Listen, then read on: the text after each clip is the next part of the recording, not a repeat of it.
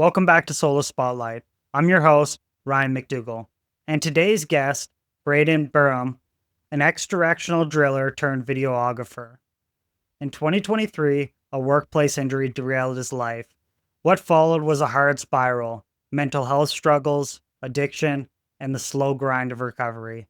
4 days before eviction, an unexpected windfall of money landed. Braden calls it God watching him.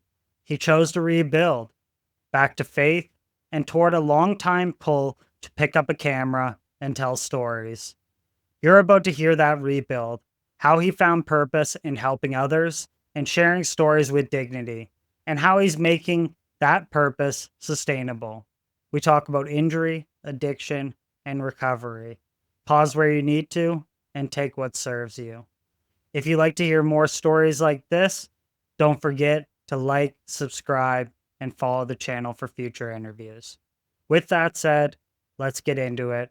Solo Spotlight, episode 51, Braden Burym. Hello, everyone. Welcome to Solo Spotlight, episode 51. I'm here with Braden Burym, videographer, ex-oil and gas driller. Yeah, man, your life reads like a movie script, dude. It's very inspiring.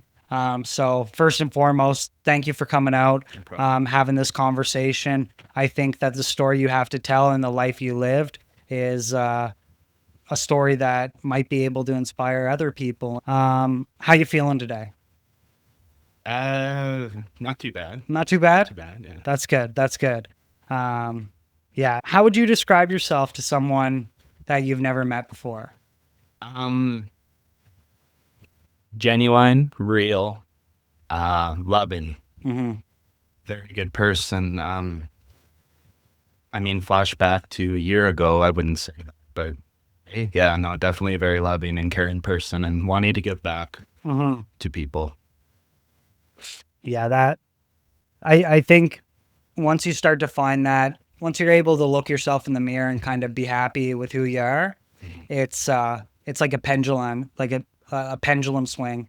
Like you're like, oh shit, this is what I was able to do this whole time. Yeah. But I want to get into it.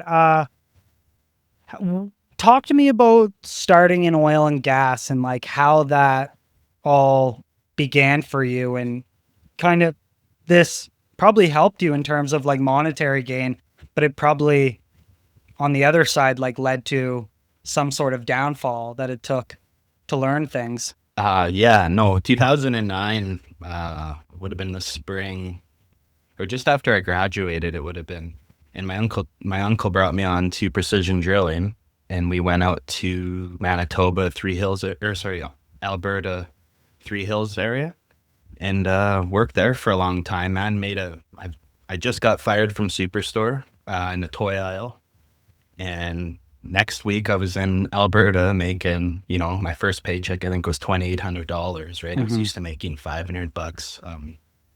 And yeah, I went there, and it was a different way. My dad never really taught me anything as far as a dad should teach his son, so I didn't know how to change oil.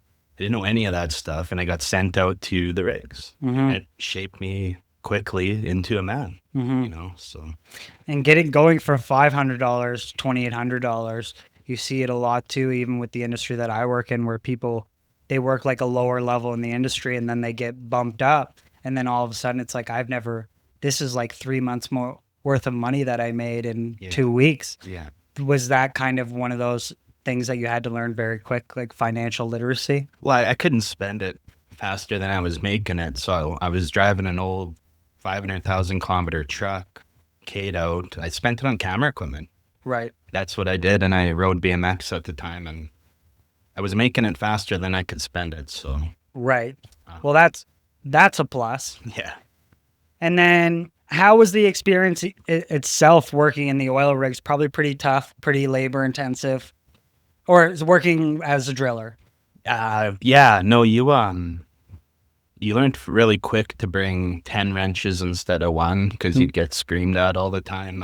It's definitely a place where you bust your ass. There's no standing around. And when you do, you build up that relationship with the people in your crew. They almost become family, but it shapes you into a man really quick. Like, Yeah. you either can do it or you can. Right. Did you see a lot of people that kind of fell through the cracks and just didn't make it, or was it like a revolving door? Kind of like you saw a guy one day and you're like, yeah, this dude ain't gonna hack it.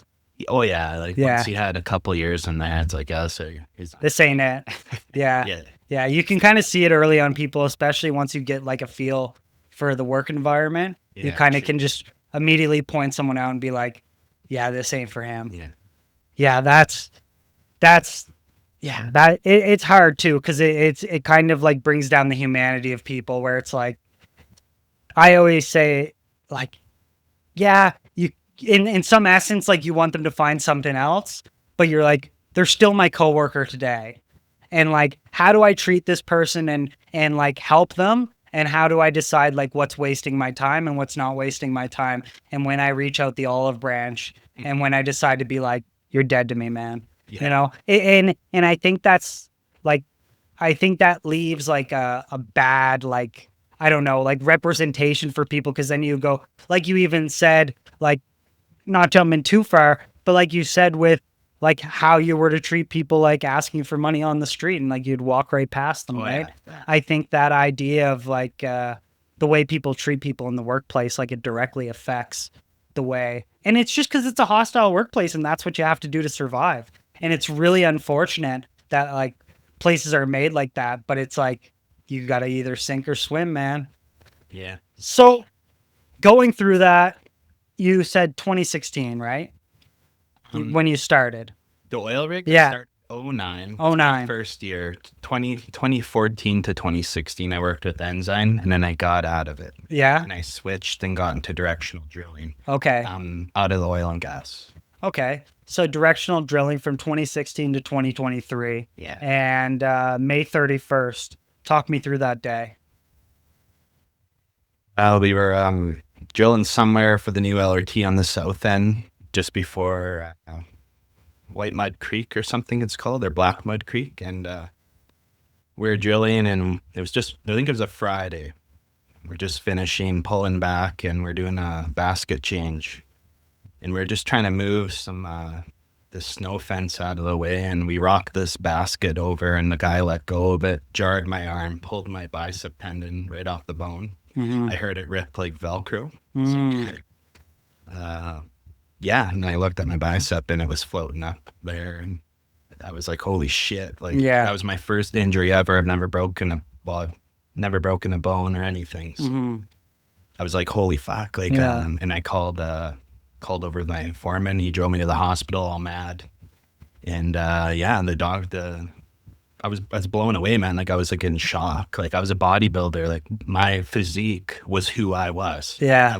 I didn't have anything else, right? Right. So knowing that I was going to lose that, my mind was just, yeah, how am I going to spend my time? What am I going to do with the recovery? that was the only thing that was keeping me alive. Yeah. Was burning that negative energy off in the gym. So then how long were you in the hospital for before you got surgery?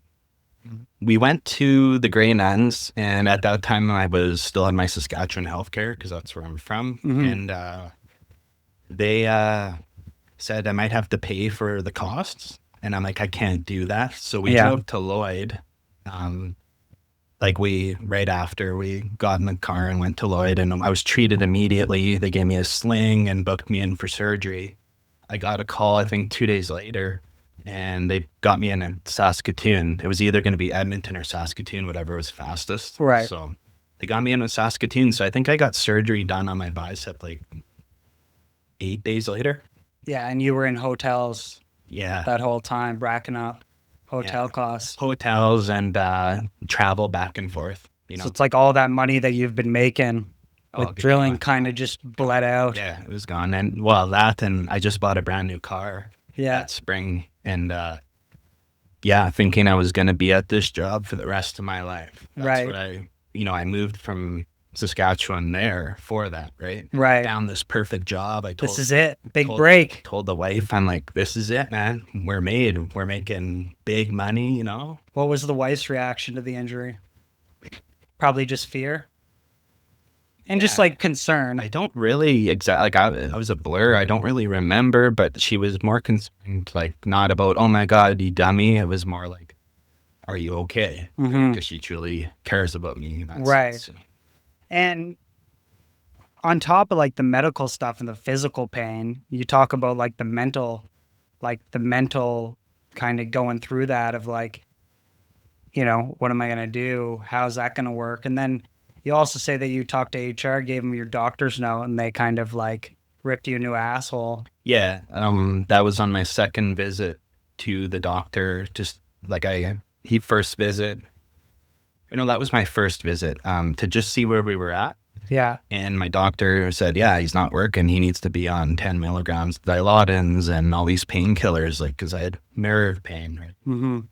And I sent her everything before I left Saskatoon, and she screamed at me on the phone, man. Like, and the next day, I got a text message and says, yeah, you're done here. You're let go. We can't find any work for you to do, you know, while you're injured. And that was it. And there wasn't any like unions or anything? No, not in the construction like that. They can just like basically say there's no work and you're done. Really? But during that, they were trying to get me to operate with my class 1 tandem dump trucks. Yeah. And to go pick up fill and dirt from these places when this is my main arm, right? Yeah. And, I was still on painkillers recommended from the doctor. Yeah, and then you get pulled over and but that you can't even turn it. Yeah, I can't drive my own car. Yeah, let alone a giant dump truck. Kill somebody. Like, instantly. Yeah, and then on top of that, like operating a vehicle under narcotics and stuff like that, it's totally like shady. Yeah, it's like you're and then what's crazy is if anything were to happen, they'd be like this. Oh, we didn't hear anything. We never had any conversation. And they have did that and are probably still continuing to do that till this. Sweep everything under the rug. And it's a shame that like that's how it works. Like for a lot of people, especially running businesses, it's like what makes money makes sense. And like we don't care about people. We don't care about what happens. It's like if you're no longer used to us, that's it. DOA. See you later. 100%. And it's a shame, man. It's a really big shame. And this is kind of where everything started to like degrade. Yeah. My head and heart was filled with anger. Yeah. Hatred towards them. I wanted them to all die. Yeah. I was dying inside. My life was out of control. You know? And how did your home life look like? Because you were probably spending a lot of time at home. It was brutal. We didn't know what we were going to do. We had no idea what we were going to do. For a couple months there. No idea. Going to the food bank. We were trying to make ends meet. I'd have money for 2 months of rent or so. And was she working at the time? Yeah, she was working, but with my car payment. And everything. It's impossible. No, yeah. And that's, again, something I learned over time is never to get yourself trapped in a car like that again. Yeah. It's but again, when you talk about growing up, it's like you were never taught that. Like no one ever explained that to you, right?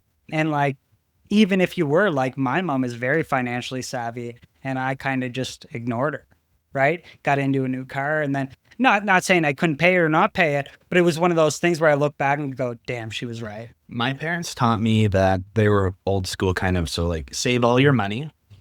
Don't do anything. Don't live life. Just save your money. And then retire on that. They had no advice about like financial things like or investment plans. It was just save all your money. Yeah, don't do anything. So again, as a young adult, I'm like, screw that, man. Like I want to buy a car, a quad, spend my hard-earned money. Yeah. And how old were you at this time during the injury?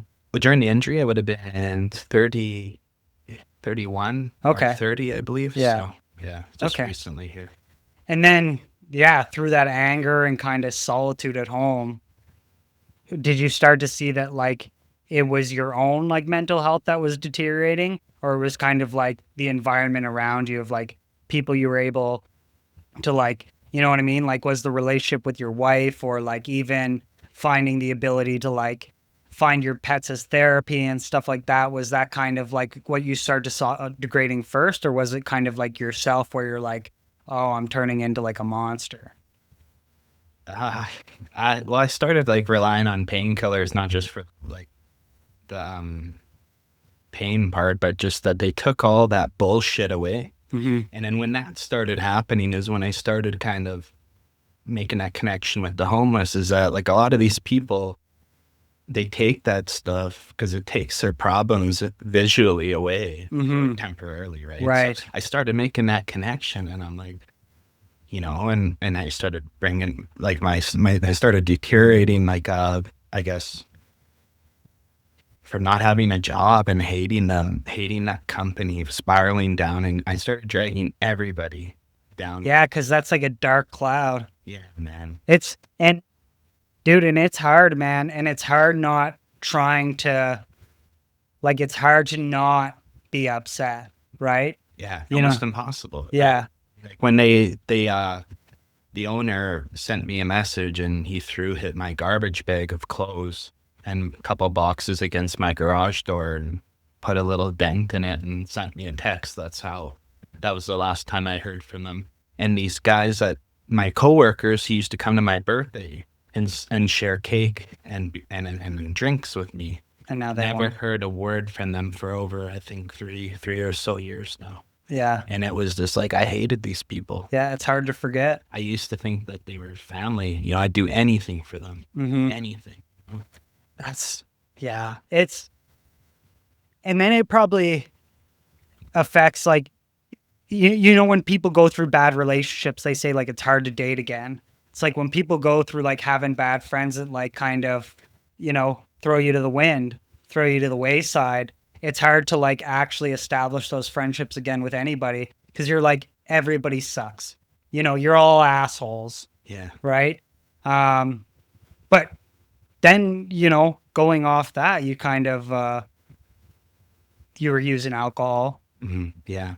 And coke, Yeah. and stuff like that. And like, where did that start from? Was that just like another pain relief, or was that like, were you kind of like not getting the fill through the Dilaudid, or was it more just like the escape of it? That kind of all, like I brought that all from Saskatchewan, Saskatoon, hanging out with the wrong people, going down the wrong path in life. Right. And yeah, that mixed with everything else, it was just it kind of just all got mixed together. And you weren't able to go to the gym at this time either. No, I quit going to the gym. No. Like I wasn't even really working out at that time when I tore my bicep. Like I was here and there, but I was just starting to lose the ambition and the drive for it, the Right. love for it. Well, yeah, you're probably just physically exhausted too, just with the recovery. And That I knew I was never going to work up again. Like Yeah. I'm like, my bicep's torn. It feels weird. It still feels weird. Right. Yeah. I'm never going to do that again. And I'm like, I need to figure out what I'm going to do next. Right. So what was that like? Because you're like, and I know you sent it to me in the show note, like the write-up you did, and like, you were kind of getting onto the point where you were like, this is it. Like, I'm going to do it. Yeah, man. I have tried it before. Yeah. Luckily, my girlfriend pulled me out of the car and stuff, but I had a boss who was such a piece of shit at both companies here in Edmonton. There's two companies I worked for. The owners actually used to work together, and then he made his own. But he had such a mental issue where every day I come home, like I wanted to like just drive my car off the bridge, man. Yeah. It made life hell, and I had been from Saskatchewan and having really no friends here. I had no one to talk to as a man, right? Mm-hmm. So, I texted my mom, and she just really didn't give a shit. And like going a bit forward is like, I remember when my girlfriend told her like, hey, yeah, Braden, blah, blah, blah, did this last night, and she really didn't care, was the minute I kind of knew that I shouldn't probably have my parents in my life anymore. Right. Well, because it's just one of those things where you're trying to have like a recovery arc, right? And you're trying to like figure, and just trying to get that sympathy, not even sympathy, but just like acknowledgement of like, it wasn't really like, hey, I did this, look at me. It was like, I need help. I need help, man. Yeah. Like it was never ever a call for it to be like, look at me. I need fucking help. Right. Like immediately. Yeah. And, It's almost like thinking, where would you be without your wife? Yeah.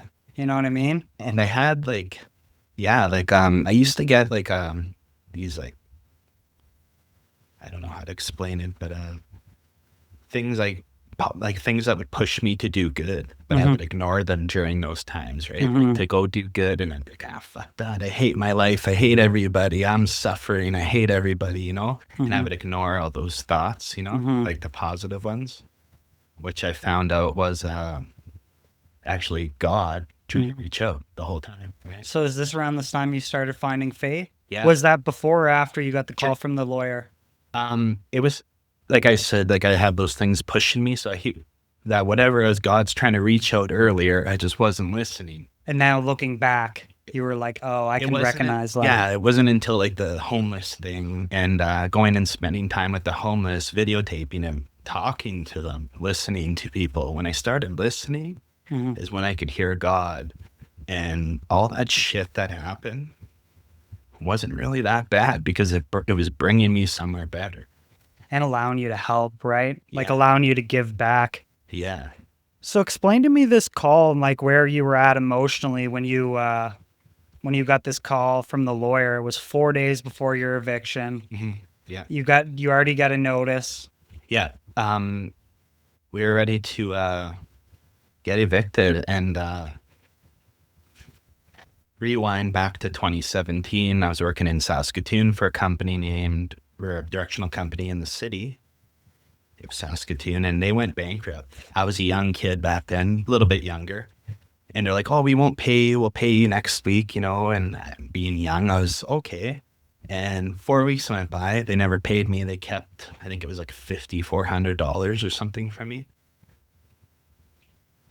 That day, 4 days before eviction, I get this call. This lawyer from Saskatoon says, hey, I have a check waiting for you. I said, for what? And he said, I got a check of $5,400 waiting that the company owed you from going bankrupt, blah, blah, blah. And finally all got sorted out, and you got a check waiting in Saskatoon. Before he even could finish talking, I had the car fired up and ready to go, man. Because that check would then pay my rent, and it would now buy my first Sony video camera, essentially the camera that would save my life. And this was something your wife already told you that you were going to use with the money. No, I didn't tell her anything about the check. I told my wife, I said, yeah, like I said, like I'm going to spend this on a camera. Okay. And I said that, like, I don't have an option B. I said, I'm putting it all on the camera, and we're going to turn my life around with this camera. Right. And so I told her that, and I just said, yeah, like, so we're going to be broke again, but I'm going to work my ass off with this camera to, completely switch fields from blue collar to, videography. Right. Yeah.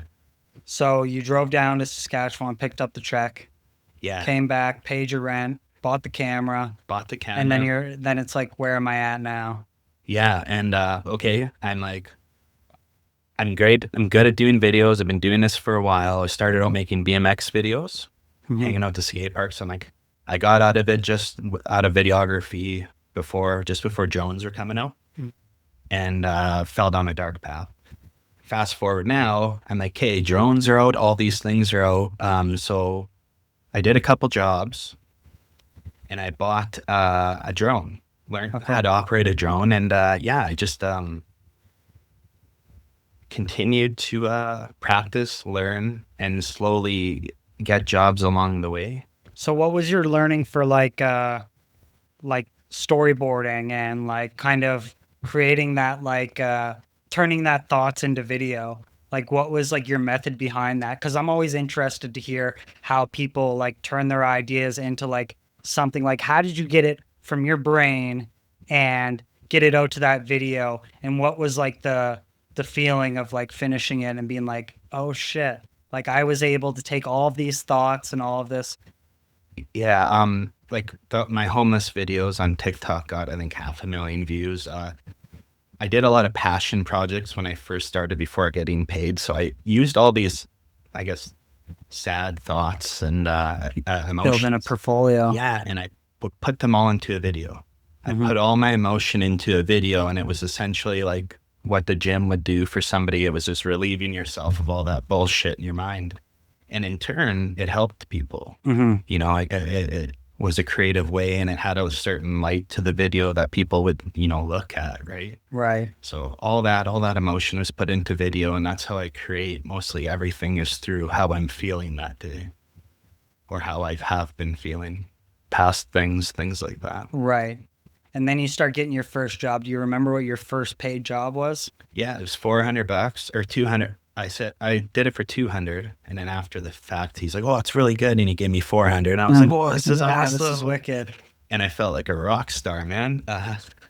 Yeah, it was for some private farmer. He was kind of like turning human waste into fertilizer. He was one of the first guys in Western Canada to do. Oh wow! I was super honored to be able to offer services to him. And was that, did he reach out to you or you reached out to him? Yeah, he reached out to me because my videos. My wife there said, she's like, make a Kijiji ad. Okay. And I'm like, yeah, right. Nobody uses Kijiji. Right. I did, and I got this call, and I had no idea how to even speak yet to people. Right. No idea. Like I was, like no idea. And they said, okay, yeah. And they kept asking me like, how long you've been doing it? I'm like, oh, 2 years, you know. Secretly, it was only like 2 months. Right. Like, but I had to lie to get the work. Yeah. And I killed it. They called me back again, and I did more work for them. And that's kind of was my first job. And that's interesting too, because like at the point you were at, you probably had a hard time like establishing like a sense of worth as well. So then on top of that, how were you able to like adjust with the fact of like, well, how much should I be charging these people? Should I be charging them? Should I not be charging them? Is it for the experience? Because like, correct me if I'm wrong, but you're probably also trying to build up your own self-worth. So how did you ensure that you weren't getting like ripped off and like, or was it just like, I'm just doing it? I just kind of like, well, I'd like go on Reddit, and a lot of other videographers would be like, oh, I charge this or whatever. So I kind of based it off that. Probably was like super low bidding the job, but yeah, and I didn't really figure out my kind of self-worth till about 2024 March. Was when I worked with Nitro and Ricky Forbes, Tornado Hunter, was when I was like, holy shit, like this guy picked me, man. Yeah. He picked me from an advertisement on his website. Yeah. You know, so I was like, wow, like that's kind of was when the... Yeah, like it moved the needle a bit where you was about, I think, 3 jobs in. Okay. I kind of was like, wow, like I'm on to something here. Like this guy with 1 million followers wants to work with me. Right. You know?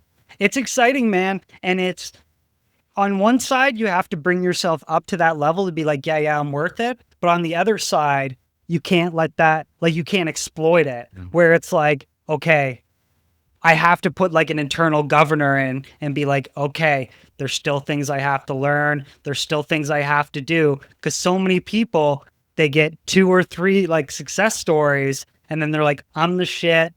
Don't fucking tell me what to do. I know what the fuck's going on. So how did that work for you? Was there ever like a worry in your head of like, oh, I'm like, I'm getting the tickle of like the same dopamine that I was getting prior? And like, how did you make sure like you kept a balance with that emotionally, and as well, like with your work, that you're not taking on too much?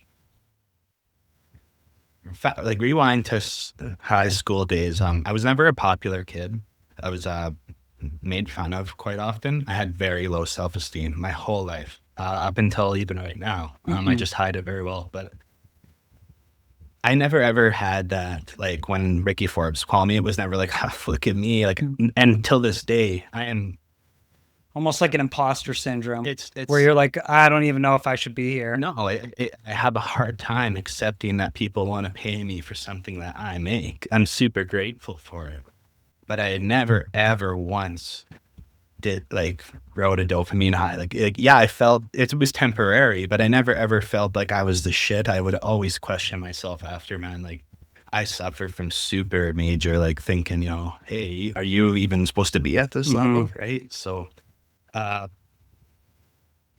after Nitrocross, I rode a big high for about, into the next, I got on with Jackie Daniels' band at Rainmaker here in St. Albert. Mm-hmm. The high was kind of going down and it rode up again and things were looking great, man. And that all of 2024 was absolutely amazing. Job after job, like That's riding amazing. that high, man, off that first one. And really bringing my confidence up now to start making money off people, Yeah. things like that. And getting back into it, because you already had the experience with like you recording DMX and stuff like that. What were some like early lessons that you learned, especially when you did a documentary about Bill? And talk me through that experience. With Bill? Yeah. Yeah, it was like my first documentary type thing I made. I was there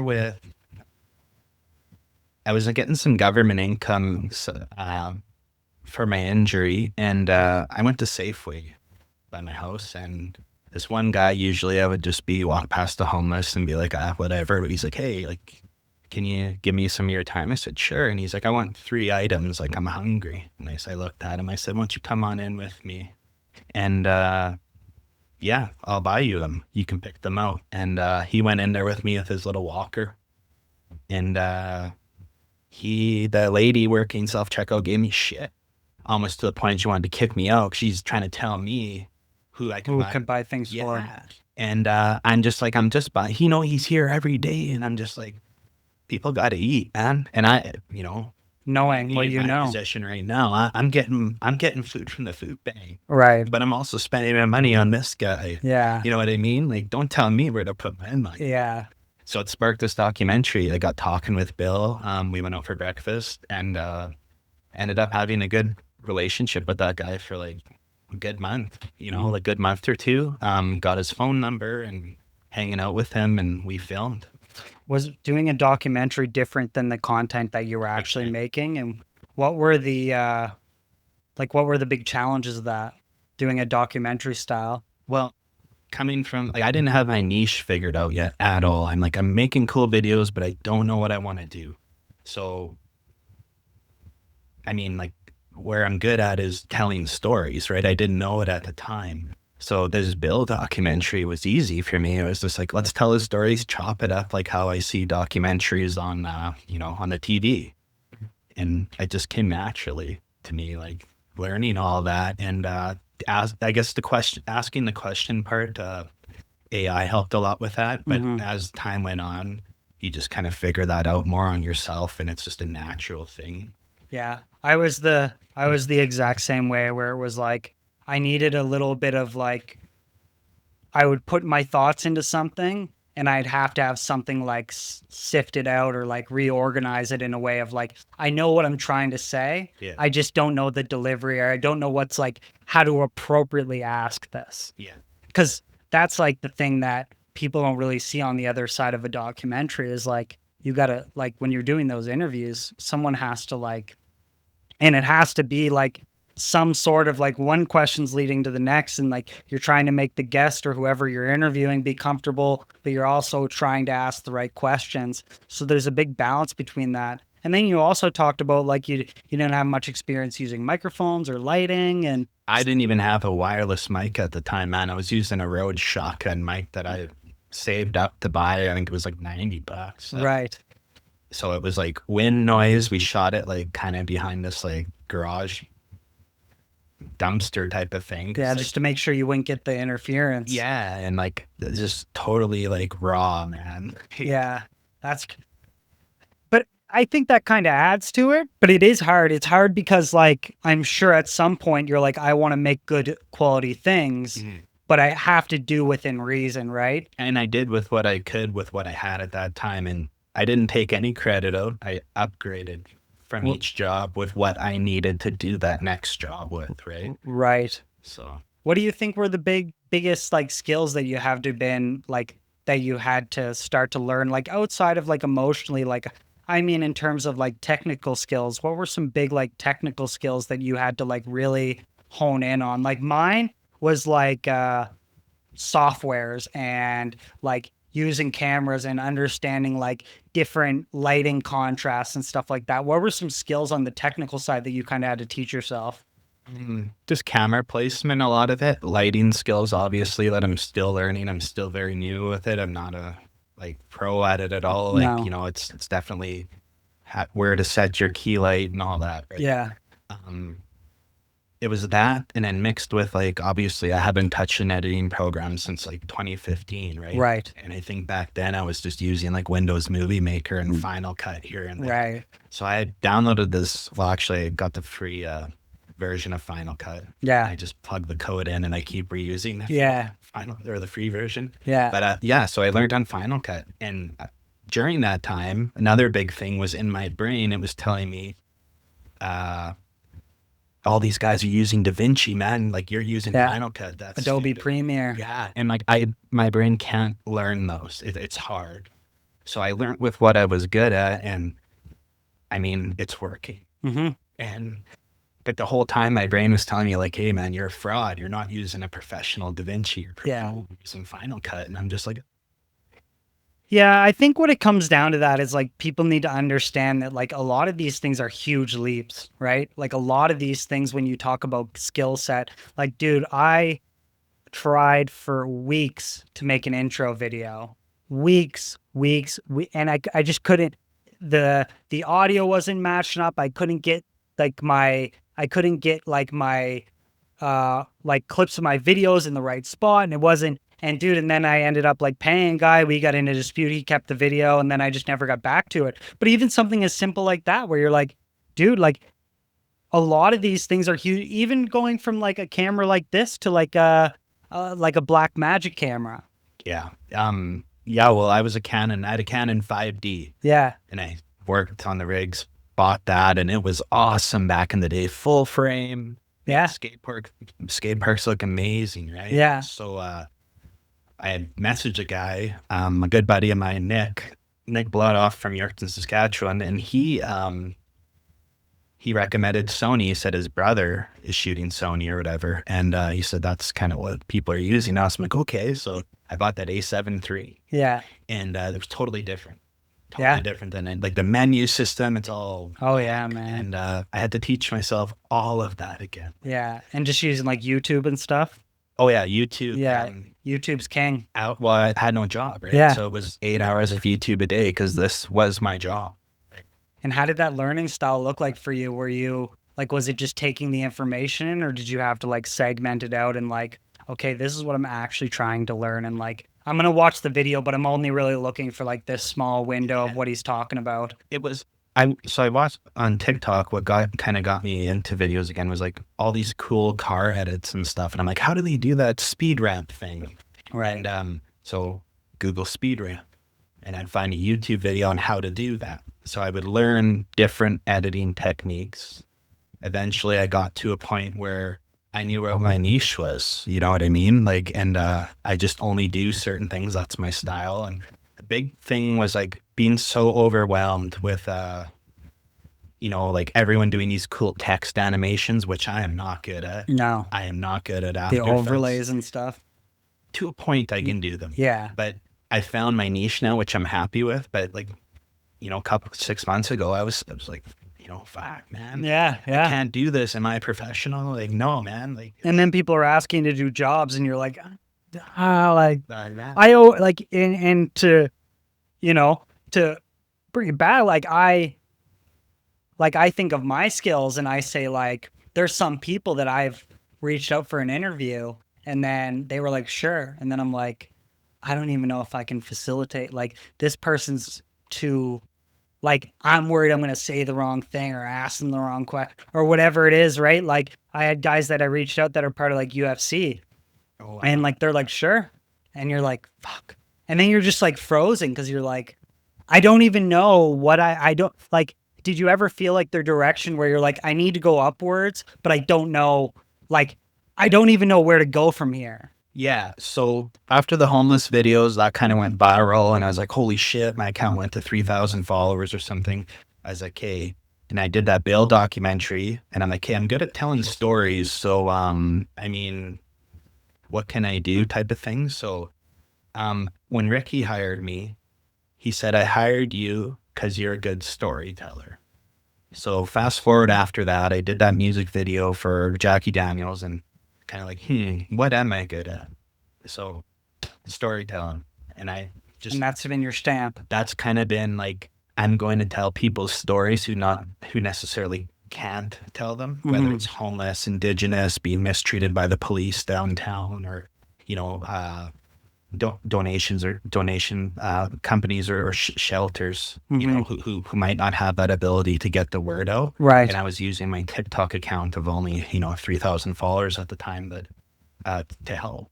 Right. And I found that my niche was to tell people stories and to help, not to make, I'm not getting rich off of it. No. I want to help. Right. That was my mission in life, my new mission. Right. And talking about your mission, I think it's fair to bring up like your journey that you had with like faith and finding faith, and like how has that been kind of guiding you? Like bring me through that, and like you're kind of finding that calling and then kind of using that, and as well as like how that's keeping you on track today. It's definitely big. I used to be scared to come out with it because I'd be like, oh, he's crazy, he's this, he's that. But with my life, like whether it's sharing it with somebody, I want it to be like I'm a living testament of what happens when you give your life to God.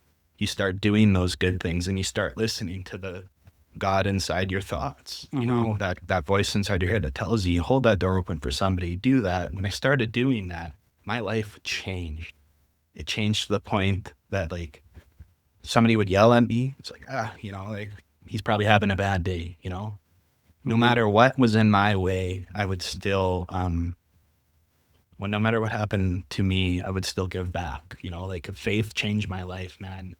If it wasn't for that, I wouldn't be here today. And was your family like religious background or no? No, man, they think I'm nuts. They think Right. I'm crazy. Like, yeah, mom and dad, like, they did, I guess, when I was younger, but I mean, this crazy psycho-ass kid who got injured and now he believes in God, well, any person's gonna be like, that guy's nuts, right? But he comes to you in your lowest point in life. Do you think there's a big stereotype on religion? I think so, and I think a lot of the stereotype has to do with people just don't truly understand what it is. It's not go to church, pray. It's in every one of us, and it's that ability to be a good person, even though you're getting treated like shit by somebody. You still be that good person because you have to share the message with others, right? Like and to spread the word of God in that sense. Like sorry, I'm losing my track here, but no, all good. Yeah. No, like I think when I talk to a lot of people bring up like taboo events of like, if God was real, we never have cancer and hurricanes and this and that. And I'm very like, I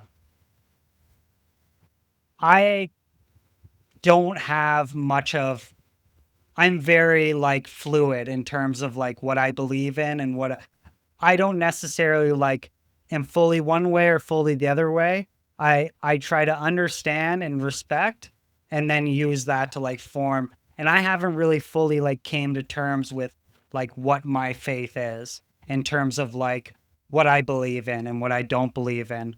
But I think when I look and get a consensus of like people that I talk to, I think that it's a hard thing to grasp because it's like people need like tangible, like not tangible evidence. Cause like you talk about getting this check from Saskatchewan, that was tangible evidence that like their God was. How about this? Yeah. So I started writing in a journal about 2023, documenting all my shitty days at work. Yeah. Natalie told me to, and I'm like, fuck, that's a stupid shit. Started writing in it. When I started believing in God and I started writing the stuff that I wanted to happen into that book and apologizing for all the shitty things I have done, 2 weeks, it would happen. Phone call. Yeah. Yorkton Terriers would call, hey man, just at the right point in time. Every time I wrote in that book, It is undeniable evidence in my life, and that's the only proof that I need that something higher is pulling the strings up there. It may not be Jesus Christ or whatever, but it's some kind of force where what you write, what you think will change your reality. Yeah. It's like there's no other evidence to explain. Like, Yeah. My mom was always negative. Oh, the Burms are cursed, this and that, blah, blah, blah. Nothing good happened in her life, ever. Right. You know? It is crazy how quickly your life can change if you reframe like the outcomes you're looking for, like you reframe. Because like what I try to tell people, especially because what I say at work is like people have main character syndrome, right? Everybody thinks that like, okay, everything that happening is like a direction at me. Yeah. And like this person walked through my camera shop because like they're trying to fuck with me. Yeah. And it's like, maybe not. Like everybody's just on their own journey. And I think like when you start reframing things in your own mind, like it gives you a little bit more peace of mind knowing like, okay, like it's a bigger, like it's bigger than me. And that's like, you know, at the end of the day, if this all turns out to be hocus pocus magic and fake and God's not real, the one thing I took away is that exactly what you said, right? My mind changed, right? I don't think people are out to get me. It was a positive all along because I think differently now in life.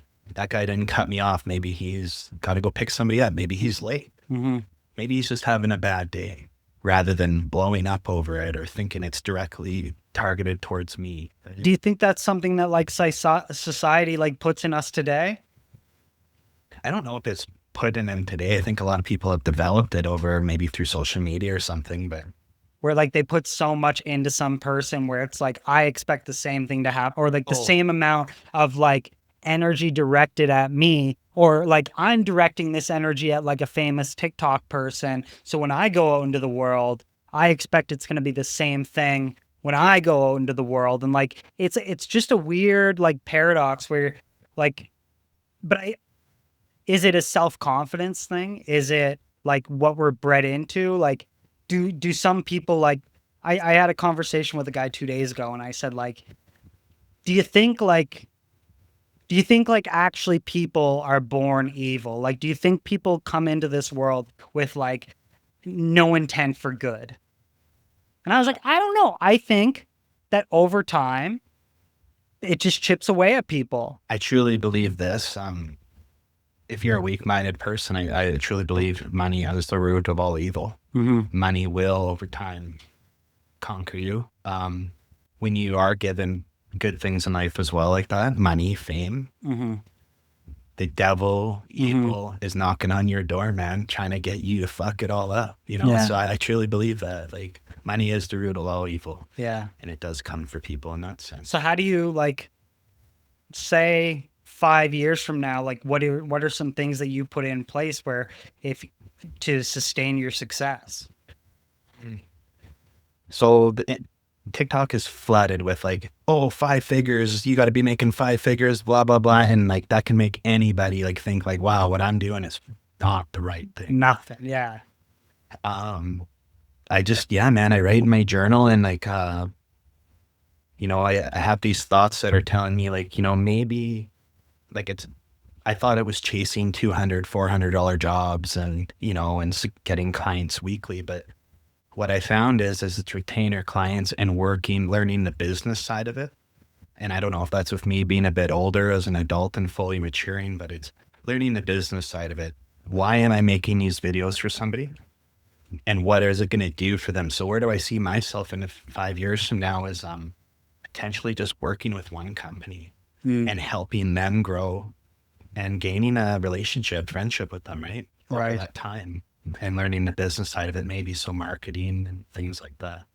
And probably in your personal life too, you probably find that like your relationship with people is a lot better as well. Yeah. One thing we didn't touch on was like I went and tried to get my grade 12.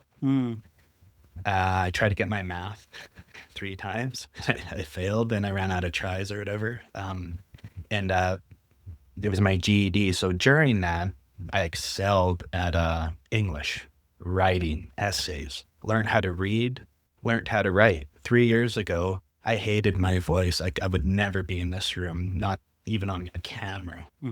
Hated my voice. So I learned how to read and write, talk to people, and I also learned like the emotion side of it, like feeling for other people, not just myself, like listening to people's stories and learning things from them. So kind of, yeah.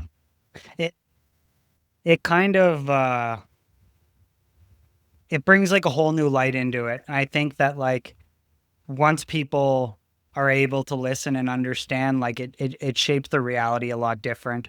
And like they can start to go like, oh, it's not just about me. No, it's not about giving back to Yeah. everybody, man. Like that's what life is about. And like you talked about God earlier. I think we're all put on this planet to figure out who we are and to give back to one another. Everybody, whether it's animals, dogs, picking up garbage, the world. Our job is to give back, and whether that's in the form of video, podcasts, art, anything, we are to give back and bring each other up. And the biggest thing that I learned was that I always brought people down. I hated everybody, hated myself. It's free to do that, but it's also free to bring people up. So I started doing giving people compliments. Yeah. In public, and it's weird. You see this guy with tattoos, he's giving you a compliment, you're gonna be like, hey, I want to be that change. Yeah. And that's my whole mission in life right now, currently. Yeah, it's powerful, right? It's powerful. Yeah. And I kind of want to touch on what you've done recently, and you kind of touched on one of the experiences you had with one of the drivers, right? But bring me through like your traveling with like the monster trucks and stuff. I think that's really interesting. And like, was this like a big moment in your like journey with like even just professional? Yeah. It was kind of like Go Auto. I was they reached out to me for a video editor position, and they denied me, and I was like, damn, it crushed me. I'm like, these monster truck guys called me a month before. I said, we'll reach out to you in the summer. And I said, in this business, you take everything with a grain of salt, right? Like just. Yeah, if they say they're going to reach out to you, it probably means you didn't get it. I'll believe it when I see it. Yeah. So fast forward to, I think, June or something, Chad Wallachuk, he's actually a promotion company out of my hometown, messaged me and said, hey, like, let's talk some numbers. Let's bring you on to this. We're going on a summer monster truck tour across Saskatchewan and Brandon, Manitoba, and we'd be happy to bring you on.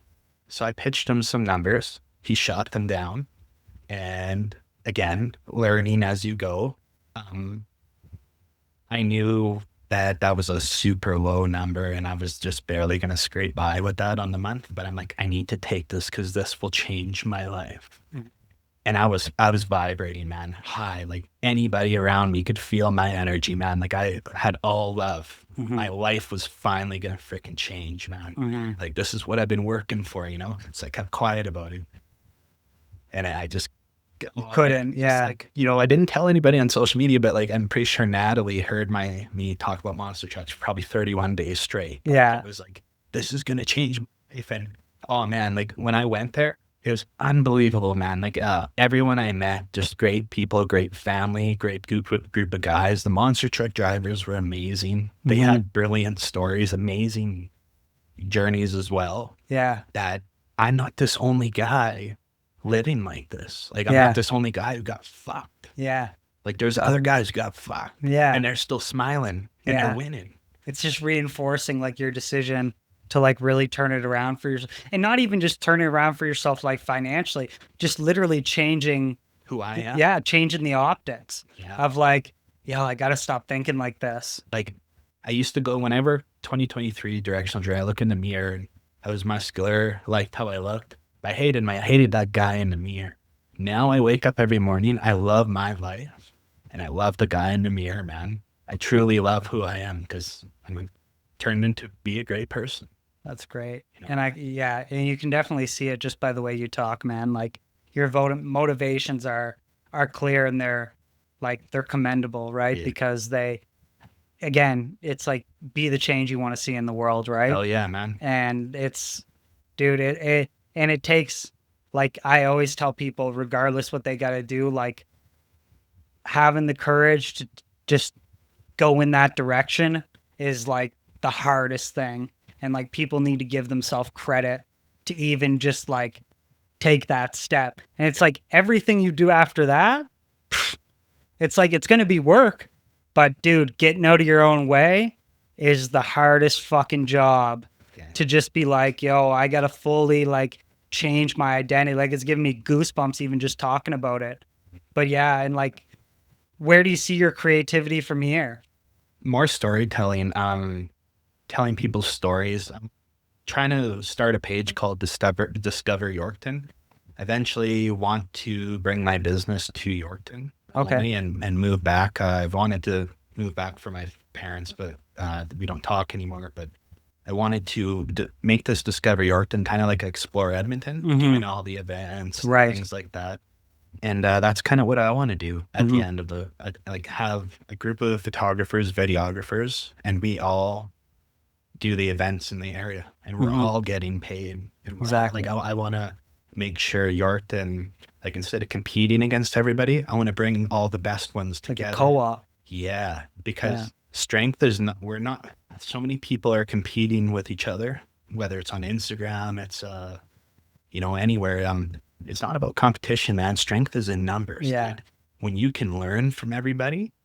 And it's so funny you say that, because I was just explaining this to one other person where I was like, hey, we need to get together. And he's like, no, like, your competition. And I was like, dude, you are so naive in thinking that. Like, everything that you know, I don't know. And everything that I know, you don't know. Yeah. And it was like, because I basically reached out to a bunch of podcasters in the area, and I was like, hey, I think I want to do like a monthly think tank. Like, everybody get together. How you working on your branding? How you working on your interviews? What is your process for getting guests? What is your process for content creation? And how many people are like, They don't want to share their bread. and you just go like, well, what are you scared of? Learning?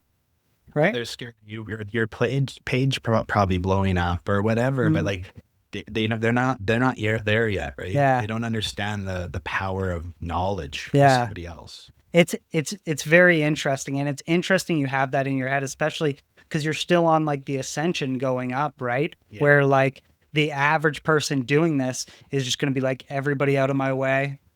I got this. I'll take as much money as I can, and I'll leave with the bag. And like, but you're doing it in like a very healthy way of like, not only is it showing like a good role model for people going forward, but it's also like a sustainable thing for you, where like, you're not putting too much on your plate. Everything's kind of calculated, and like, you're making sure everybody's fed.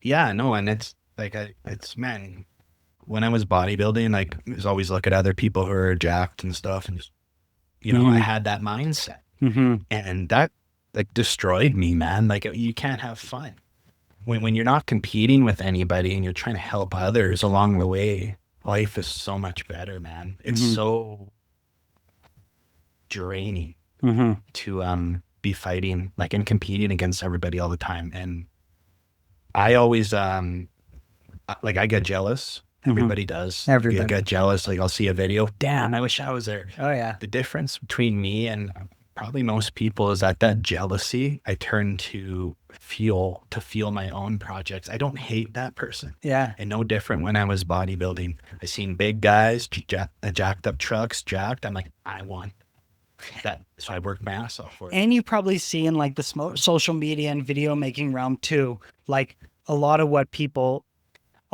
you see is often smoke and mirrors, where you're like, yeah, this person got this, or this person did that, or blah, blah, blah, blah, blah.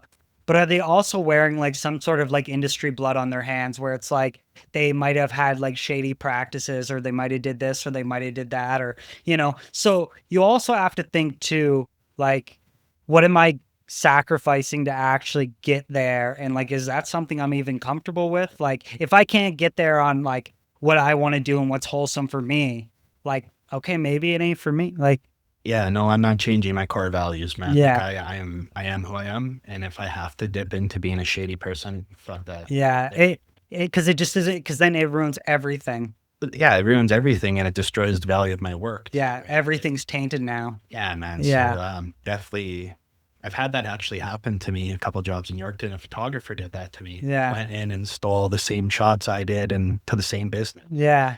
And I was like, holy shit. Like, Yeah. And it happens, like, right? and I'm like, and you know, like instead of like hating that guy, I was just like, I'm glad that's blood ain't on my hand because you look like An idiot. a douchebag. Yeah.